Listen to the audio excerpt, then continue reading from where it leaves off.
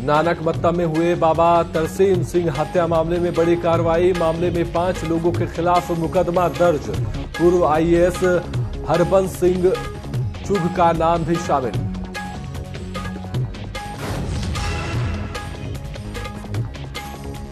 Peoples party of India में शामिल हुए प्रमोद कुमार ने कांग्रेस पर साधा निशाना। कहा, भरोसे के लायक नहीं है कांग्रेस।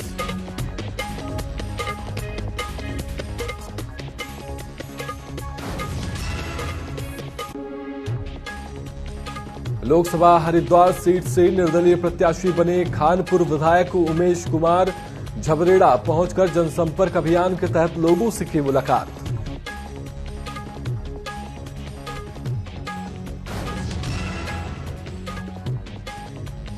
और चंपावत के पगेड़ी गांव के लोगों ने किया लोकसभा चुनाव का बहिष्कार। काफी समय से सड़क की मांग कर रहे थे ग्रामीण।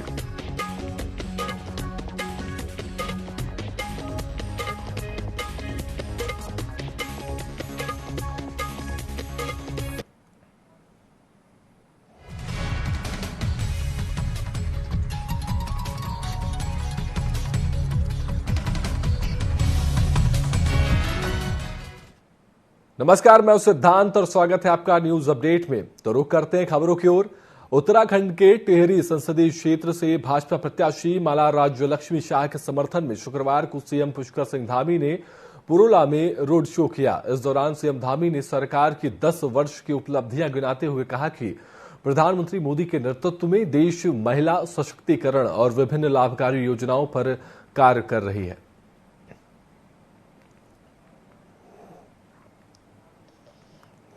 पुरोला विधानसभा हमारी जो है बहुत बड़े अंतर से जीतेंगे और पिछले सारे रिकॉर्ड ध्वस्त होंगे। हमारे पुरोला के लोगों ने ठाना है। यहाँ पर डबल इंजन की सरकार ने भी काफ़ी काम किए हैं, विकास के कार्य हुए हैं, विधायक जी के काफ़ी कामों को आगे बढ़ाया है।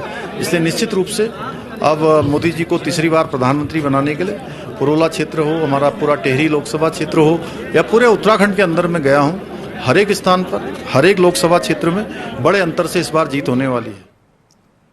उत्तराखंड में नामांकन प्रक्रिया पूरी हो गई है, जिसके बाद निर्वाचन आयोग ने प्रदेश के मतदाताओं की नामावली भी तैयार कर ली है। अपर मुख्य निर्वाचन अधिकारी विजय कुमार जोगदड़े ने जानकारी देते हुए बताया कि प्रदेश में 83,37,914 वोटर हैं, जिनमें 43,17,579 पुरुष और 40,20,038 महिला मतदाता और 297 थर्ड जेंडर मतदाता शामिल है। उत्तराखंड में 12 ऐसे दूरस्थ क्षेत्र हैं जिनमें पोलिंग पार्टी को चुनाव से 3 दिन पहले रवाना किया जाएगा, जबकि कुछ स्थानों पर मतदान से 2 दिन पहले और पार्टियां रवाना की जाएंगी।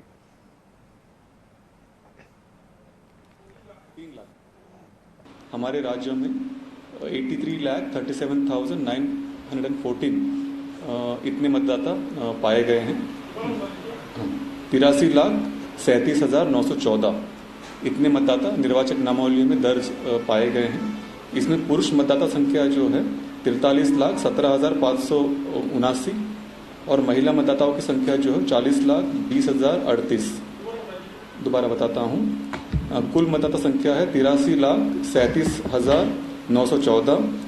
उसमें पुरुष मतदाता हैं 43,17,579 और महिला मतदाता है 40,20,038। इसमें थर्ड जेंडर के मतदाता 297 है, 297।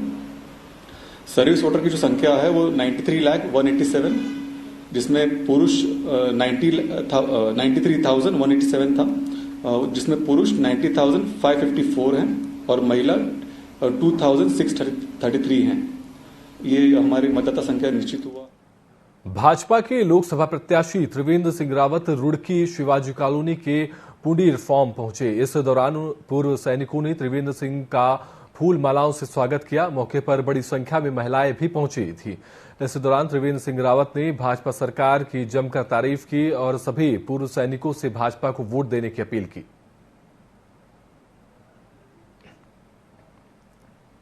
देखो, शिव चौक से लेकर के उनका रोड शो, हजारों आदमी उनके रोड शो में आए और देखो यहाँ पर तकरीबन पूर्व सैनिकों के परिवार है और सब पूर्व सैनिक परिवार, चाहे सेवारत परिवार है, उनके लिए तन मन धन से देने के लिए एकदम तैयार है। मैं भी एक पूर्व सैनिक का पुत्र हूँ और पूर्व सैनिकों का तो हमेशा ही आशीर्वाद ये भारतीय जनता पार्टी को मिला है। आज उन्होंने संकल्प लिया है कि हम अब घर से निकल करके और एक एक घर में जाकर के और भारी बहुमत प्रदान करके त्रिवेंद्र रावत को यहाँ से सांसद बनाएंगे और नरेंद्र मोदी जी को एक बार फिर प्रधानमंत्री करेंगे। माला राज्य लक्ष्मी शाह और कैबिनेट मंत्री गणेश ने मसूरी में भाजपा की टिहरी लोकसभा का चुनाव कार्यालय का उद्घाटन किया। इस मौके पर भाजपा कार्यकर्ताओं से बूथों को मजबूत करने के साथ केंद्र और प्रदेश की जन कल्याणकारी योजनाओं के बारे में लोगों को बताने का आह्वान किया गया। कैबिनेट मंत्री गणेश जोशी और टिहरी लोकसभा की प्रत्याशी माला राज्य लक्ष्मी शाह ने जमकर पीएम मोदी की तारीफ की। मेरे साथ देख सकते हैं कैबिनेट मंत्री गणेश जोशी हैं, टिहरी लोकसभा से प्रत्याशी माला राज लक्ष्मी शाह हैं। कहीं ना कहीं जनता के बीच में है और अपने काम गिनवाने के साथ मोदी जी के काम को गिनवा रहे हैं। हमारे साथ कैबिनेट मंत्री गणेश जोशी है, उनसे खास बात कर लेंगे। सर, अगर बात करी जाए तो आज यहाँ पर चुनाव कार्यालय का उद्घाटन कर दिया है, मोदी जी की योजनाओं के साथ धामी जी की योजनाओं को गिनवाने का काम कर रहे हैं। देखिए, चाहे दिल्ली की मोदी सरकार हो, चाहे उत्तराखंड की धामी सरकार हो, जनता की सरकार, जनता के द्वार, सबका साथ, सबका विकास, सबका विश्वास और सबका प्रयास, इस नारे को लेकर काम करती है। यही कारण है कि आज भारतीय जनता पार्टी में दूर के लोग, अन्य पार्टियों के बड़े बड़े लोग भारतीय जनता पार्टी में आ रहे हैं। उनको लगता है कि अगर देश का विकास कर सकता है तो नरेंद्र मोदी कर सकता है, देश के मान सम्मान को नरेंद्र मोदी कर सकता है। और जो 400 प्लस का नारा मोदी जी ने दिया वो साकार होने जा रहा है। उत्तराखंड की पांचों सीटें दुगने अंतर से हम जीतने वाले हैं। टिहरी लोकसभा की सीट भी हम पिछले से दुगने अंतर से हम जीतने वाले हैं और मसूरी विधानसभा की जीत का अंतर दुगना होने वाला है। ये दृश्य आज दिखाई दे रहा है। यहाँ पर जो विपक्ष है वो लगातार लामबंद है। उनका कहना है कि कोई खास काम नहीं कर रहे हैं, सिर्फ मोदी मोदी कर रहे हैं भाजपा। अरे पूरा देश मोदी कर रहा है। इनका भी 10 बार अपने भाषण में मोदी को याद करता है। जितने विपक्ष के नेता हैं दिन में 100 बार पी के मोदी जी को कोसते हैं, गाली देते हैं, लेकिन कुछ होने वाला नहीं है। मोदी फिर देश के प्रधानमंत्री बनने वाले हैं, बीजेपी की सरकार बनने वाली है। बीजेपी की सरकार बनेगी। हमारे साथ माला राज लक्ष्मी शाह है, उनसे बात कर लेंगे। रानी जी, क्या कहना चाहेंगी? टिहरी लोकसभा से इस बार चौथी बार जीत हासिल करने जा रही हैं आप। जी हाँ, मुझे पूरा भरोसा है हमारे लोगों पर और सभी कार्यकर्ताओं पर, और आदरणीय मोदी जी का जो काम और हमारे सेंट्रल का और स्टेट का काम हुआ है, लोग जानते हैं, काम ही से हम लोग आगे बढ़ेंगे। क्या क्या योजनाएं हैं मैम की गिनवा रही हैं आप, और जो आपके कार्यकाल था उसको कई लोग देखना चाह रहे हैं? देखिए, काम तो हुआ है, जो हमारा सेंटर से हुआ है काम सभी हम लोग के थ्रू हुआ है, और आगे जो काम होगा वो देखेंगे। अभी इलेक्शन खत्म होने दीजिए, तभी हम बात कर सकते हैं। ये थी हमारे साथ माला राज लक्ष्मी शाह, जिन्होंने साफ तौर पर बताया कि इस बार भारी अंतरों से जीत यहाँ पर टिहरी लोकसभा से की जाएगी। पहाड़ी शब्द उन्होंने इस्तेमाल करा कि वो एक पहाड़ की बेटी है और पहाड़ से जो जीत उनको मिलेगी वो इस बार काफी बड़ी होगी। मैं अपने सहयोगी दीपक बंसवाल के साथ सुनील सोनकर, टीवी 24 मसूरी। टिहरी लोकसभा से बीजेपी प्रत्याशी माला राज्य लक्ष्मी शाह पर विपक्ष ने क्षेत्र की अनदेखी करने और पूरी तरह से निष्क्रिय रहने का आरोप लगाया है। कांग्रेस के प्रदेश उपाध्यक्ष मथुरा दत्त जोशी ने कहा कि माला राज्य लक्ष्मी शाह राज परिवार से आती हैं और वह जनता के बीच नहीं जाती हैं। उन्होंने अपने क्षेत्र में कोई विकास के कार्य नहीं किए हैं, पूरी तरह से निष्क्रिय रही हैं और अब चुनाव के दौरान वह जनता के बीच वोट मांगने पहुंच रही हैं।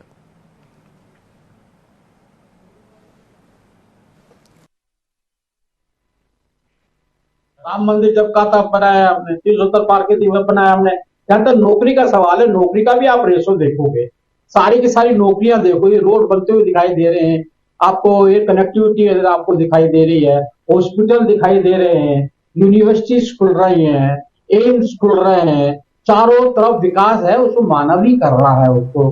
अब ये तो जो आपका मुद्दा और भाषण वाला जो बिंदु है वो 5 साल पहले खत्म हो। मंगलौर विधानसभा से हरिद्वार लोकसभा प्रत्याशी वीरेंद्र रावत के कार्यालय का उद्घाटन किया गया।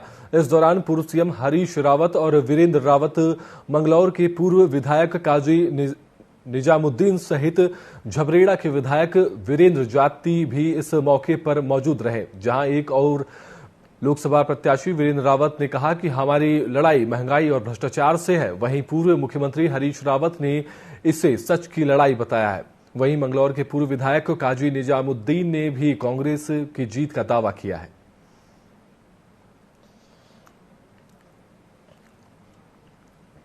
केंद्र में इंडिया की सरकार बनेगी,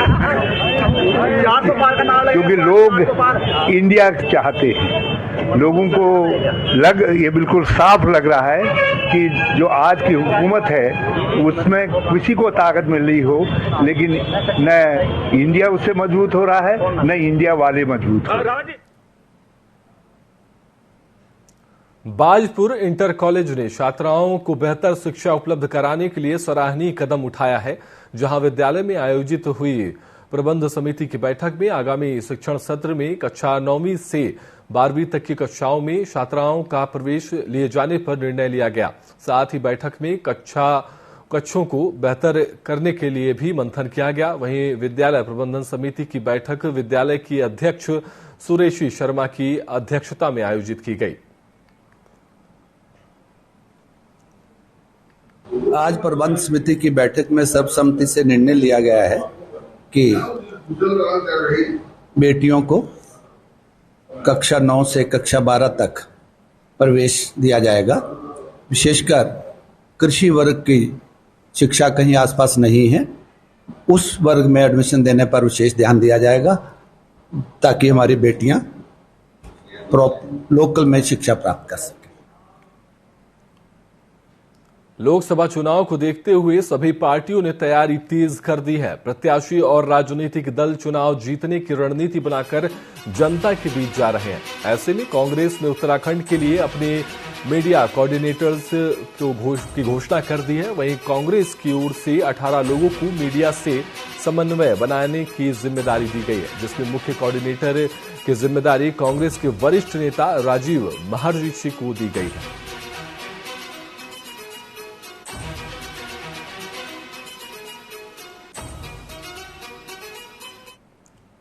नानकमत्ता धार्मिक डेरा कार सेवा के प्रमुख जत्थेदार बाबा तरसेम सिंह हत्याकांड के मामले में प्रदेश के डीजीपी अभिनव कुमार ने शुक्रवार को घटनास्थल का मुआयना किया। उन्होंने कहा कि हत्याकांड का जल्द खुलासा किया जाएगा। उन्होंने अधिकारियों को आवश्यक दिशा निर्देश दिए। वहीं डेरा के सेवादारों, गुरुद्वारा प्रबंधक कमेटी के सदस्यों से भी मुलाकात कर घटना की जानकारी ली। कल घटना हुई है, बड़ी सनसनीखेज हत्या जो बाबा जी की हुई थी सुबह 6:15 बजे के आसपास। तो एक तो उसका घटनास्थल का देखना था, खुद फर्स्ट हैंड समझना था कि क्या हुआ, कैसे हुआ। साथ ही साथ यहाँ जो डेरा है, जो संगत के लोग जहाँ आए हुए हैं, उनके साथ मिलके अपनी तरफ से भी अफसोस जताना था, हमदर्दी जतानी थी और उनको ये विश्वास दिलाना था कि ये बहुत बड़ी घटना है, हम सबके लिए बड़े दुख की घटना है, बड़े चिंता की घटना है। और जो संगत के मन में गुस्सा है, नाराजगी है, मैं समझता हूँ थोड़ा भय भी होगा कि भाई क्या हो गया, कैसे हो गया, तो उसको भी बांटने भी आया था और उसको दूर करने भी आया था कि भाई आप परेशान ना हो। और हमारी, मैं समझता हूँ उत्तराखंड पुलिस के जो सबसे एक्सपीरियंस ऑफिसर्स हैं, सबसे एक्सपीरियंस एसटीएफ में भी और यहाँ उधम सिंह नगर जिले में कुमाऊं रेंज के भी जो लोग हैं, वो हमने अपनी एसआईटी में लगाए हैं और लगातार काम चल रहा है। मसूरी विधानसभा क्षेत्र में सामाजिक समरसता सम्मेलन का आयोजन देहरादून के नीलकंठ विहार पथरिया पीर में हुआ, जहां भाजपा की टिहरी लोकसभा से प्रत्याशी माला राज्यलक्ष्मी शाह और कैबिनेट मंत्री गणेश ने भाजपा कार्यकर्ताओं को संबोधित किया। कैबिनेट मंत्री गणेश जोशी की अगुवाई में आयोजित सम्मेलन में सैकड़ों की संख्या में कई कांग्रेसी कार्यकर्ताओं को भाजपा की सदस्यता भी ग्रहण कराई गई।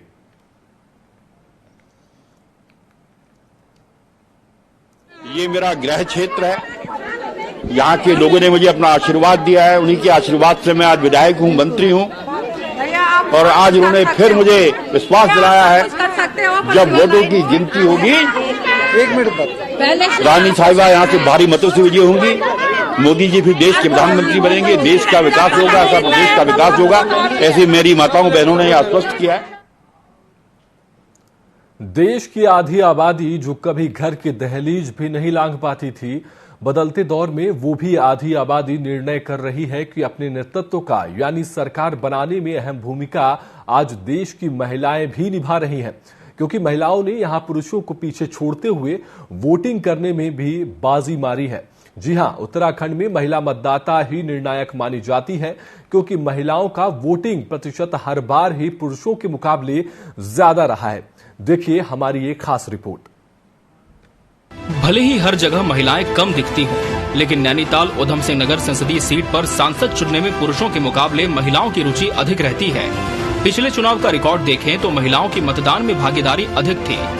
नैनीताल उधम सिंह नगर संसदीय सीट पर सांसद चुनने में पुरुषों के मुकाबले महिलाओं की ज्यादा रुचि है। पिछले चुनाव में संसदीय क्षेत्र की 14 विधानसभा सीटों में से 10 सीटों पर आधी आबादी ने रिकॉर्ड तोड़ मतदान कर पुरुषों को पीछे छोड़ दिया था। ऐसे में आधी आबादी को जिस प्रत्याशी ने साध लिया उसकी जीत तय है, जिसके लिए भाजपा की अगर बात करें तो पहले से ही अपनी तैयारी उसने कर ली है। महिला मतदाताओं तक पहुंचने के लिए भाजपा ने कई कार्यक्रमों के माध्यम से टीमों को बूथ स्तर तक सक्रिय कर दिया है।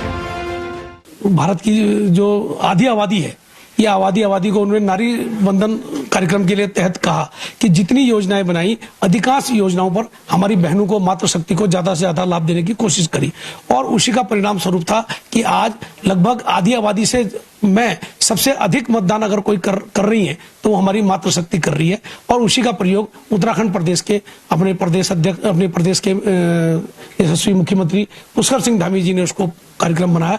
अभी हमने ईजा बैणी कार्यक्रम किए, आपने देखा होगा, अपने नारी सम्मान के कार्यक्रम किए, नारी बंधन कार्यक्रम किए।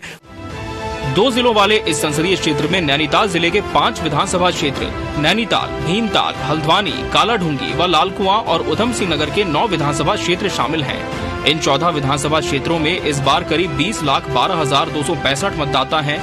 इनमें लगभग 9,67,183 महिला मतदाता हैं। साल 2019 में करीब 18,28,433 मतदाता थे। वहीं कांग्रेस भी महिला मतदाताओं तक पहुंचने के लिए अपनी ताकत झोंकने में लगी है, जिसके लिए कांग्रेस ने घरेलू मुद्दों को उठाते हुए महिलाओं के मन को टटोलना शुरू कर दिया है। देखिए, कांग्रेस के मैं समझता हूं कि बूथ लेवल पर मंडलम तक जो है पूरे कार्यकर्ताओं को जिम्मेदारी दी गई है, और तमाम जो हमारे साथी हैं वो बूथ स्तर पर तमाम साथियों से बातचीत कर रहे हैं।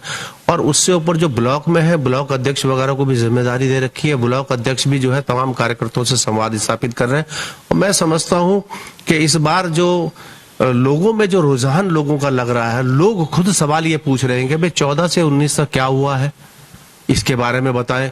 जो बात कांग्रेस लगातार कह रही थी, मैं समझता हूं आज आम आदमी भी उस बात को कहने जा रहा है कि आपने कहा था कि बहुत हुई महंगाई की मार, क्या महंगाई कम हुई? आप बहरहाल जमीनी मुद्दों के साथ ही घरेलू मुद्दे जैसे महंगाई, बेरोजगारी और शिक्षा जैसे सवाल इस बार चुनावों में जमकर मंचों से उछलने वाले हैं, क्योंकि निर्णायक भूमिका निभाने वाली महिला मतदाता इस बार किस ओर अपना रुझान देगी, ये महत्वपूर्ण होगा। भले ही राजनीतिक दल अपने अपने हथकंडों से आधी आबादी को रिझाने की कोशिशों में लगे हों, लेकिन महिलाएं जब निर्णायक हों तो रिझाना भी काफी टेढ़ी खीर हो सकता है।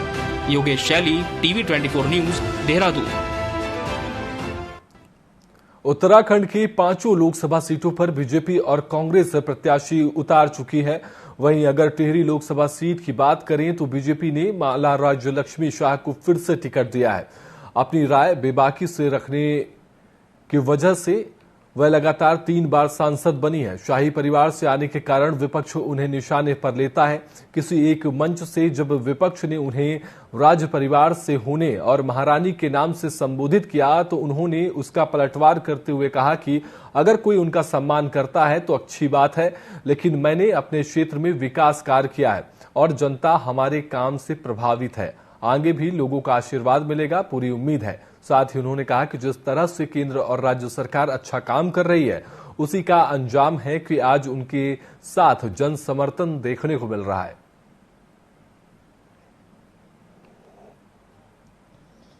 देखिए, ऐसा है कि ऑपोजिशन को तो बोलने का काम ही है। हमेशा इलेक्शन टाइम में एक दूसरे को तो बोलते रहते हैं, उन लोगों का काम है बोलना। हम तो इसमें नहीं बोलते क्योंकि अगर नए काम किए होंगे तो इस बार भी हमको टिकट फिर नहीं मिलता। कुछ किया, काम किया ही होगा तभी तो टिकट मिला। आज के दिन में राजशाही परिणाम का चीज हम तो नहीं मानते हैं, मगर अगर उनको लगता है ये तो अब क्या करें, अच्छे बातें बोले वो ही खुद ही बोल रहे हैं, तो इसमें मुझे क्या बोले। किसी को रिस्पेक्ट देने में ऐसा होता है तो आज रिस्पेक्ट एक दूसरे को देने से ही तो रिस्पेक्ट मिलता है। काम तो कभी खत्म नहीं होता है। जो अभी में भी जो काम बाकी है जगह जगह, उसका जैसा कि हम लोग का रोड्स का भी जो बाकी है, अभी जो 24 में खत्म हो जाएगा तो उसका भी कंटिन्यू हम लोग करेंगे, और आगे जो काम आएंगे उसके लिए भी हम देखकर करेंगे। खानपुर विधायक उमेश कुमार लोकसभा हरिद्वार सीट से निर्दलीय प्रत्याशी के तौर पर मैदान में उतर चुके हैं और लोकसभा चुनाव के नजदीक आते ही सभी प्रचार प्रसार में लगे हुए हैं। इसी कड़ी में खानपुर विधायक उमेश कुमार ने छबरेड़ा में जनसंपर्क अभियान चलाया, जिसमें व्यापारियों से उन्होंने मुलाकात की और कस्बे की समस्या से रूबरू हुए। जनता विधायक माननीय उमेश कुमार जी, जो हरदम जनता की सुख दुख में उनके साथ खड़े रहते हैं, हमारे कस्बा छबरेड़ा में पहुंचे और समस्त कस्बा वासियों व भक्तवाली वासियों ने जोरदार उनका स्वागत किया और हम उम्मीद करते हैं कि वे भारी मतों से विजय हो और आगे भी ऐसे जनता के जो कार्य कर रहे हैं ऐसे भी आगे कार्य करते रहे। समर्थन जो पूरा समर्थन मिलेगा विधायक जी को। जो मैं लड़ाई हरिद्वार के मान सम्मान स्वाभिमान और हरिद्वार को बचाने की लड़ रहा हूँ। आज हमारी लड़ाई चुनाव नहीं है, हमारी लड़ाई है हरिद्वार को बचाना, इन विदेशी प्रवासी पक्षियों से बचाना जो 5 साल में एक बार आते हैं, चुप के यहाँ से चले जाते हैं, 5 साल दिखते नहीं है। आज हरिद्वार के आदमी को वो चाहिए जिसके घर जाके वो उंगली पकड़ के अपना काम करा सके। ये राजा महाराजा नहीं चाहिए, ये बड़ी पार्टियों के नेता नहीं चाहिए, ये वो लोग हैं जिन्हें गरीब आदमी से, अंतिम पायदान पर खड़े आदमी से कोई लेना देना नहीं होता, जिससे उनका कोई सरोकार नहीं होता। समाजवादी पार्टी के सांसद एसटी हसन का दावा है कि ओवैसी जो कहते हैं सच कहते हैं। एआईएमआईएम चीफ ने सोशल मीडिया में पोस्ट कर अखिलेश यादव पर गंभीर आरोप लगाए हैं। उनका कहना है कि अखिलेश जैसे नेता मुस्लिम लीडरशिप को खत्म करना चाहते हैं। उनका दावा है कि उन्होंने ये बातें एसटी हसन से लोकसभा में कही थी। समाजवादी पार्टी के नेता एसटी हसन ने इस बात को स्वीकारा। उन्होंने कहा कि ओवैसी सही कह रहे हैं। एसटी हसन ने भी बताया कि ओवैसी ने उन्हें कहा था कि अखिलेश आपका टिकट काट देंगे, तब मैंने ये बात हंसी में टाल दी। आखिरकार ऐसा ही हुआ। पार्लियामेंट में मुझसे इस बात को कहा था कि आपको टिकट ये पार्टी नहीं देगी, और इस बात को भी कहा था कि मुस्लिम लीडरशिप ये पार्टी खत्म करना चाहती है।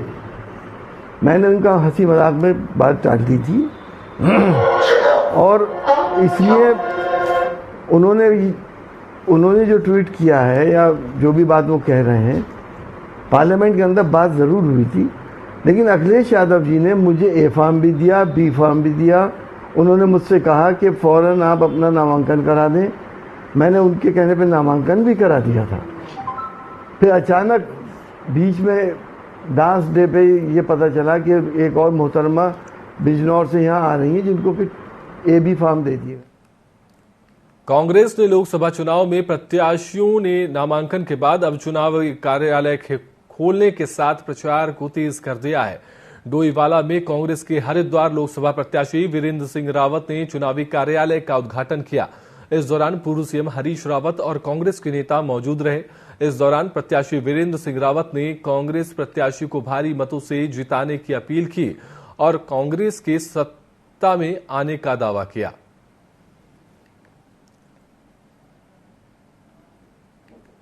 प्रकार से ये देश की आजादी की दूसरी लड़ाई जैसी है और इसमें हम हर तरीके का कष्ट भोगने के लिए, हर तरीके की चुनौती का सामना करने के लिए तैयार हैं और ये जितना हमको दबाएंगे उतना ही जो है इंडिया गठबंधन भी और भारत का लोकतंत्र भी मजबूत होगा और उनको सबक सिखाएगा, जनता सबक सिखाएगा। कांग्रेस के लोकसभा प्रत्याशी घोषित होने के बाद हल्द्वानी के स्वराज आश्रम में बैठक का आयोजन किया गया।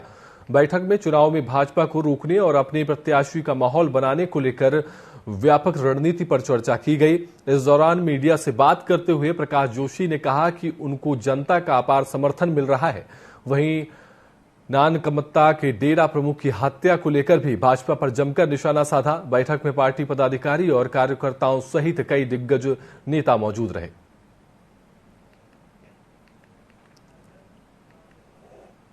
कांग्रेस मजबूती से 5 लोकसभा सीटों पर लड़ रही है।